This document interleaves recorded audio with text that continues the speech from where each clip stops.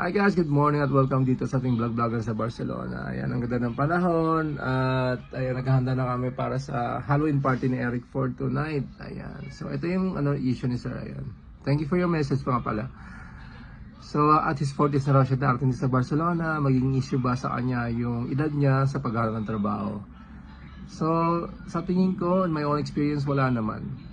So I get a job after 4 interviews. At ngayon ko lang din naalala na hindi nila tinatanong yung edad ko. So ngayon, nag-research ako na bawal ang discrimination rito. Siguro optional na yung edad na ilalagay mo dun sa sa resume mo. It's up to you. Kahit yung photos, hindi rin kailangan yun, hindi rin requirement yun na ilagay sa resume. Kahit yung nationality mo or sexual orientation, hindi yun required. So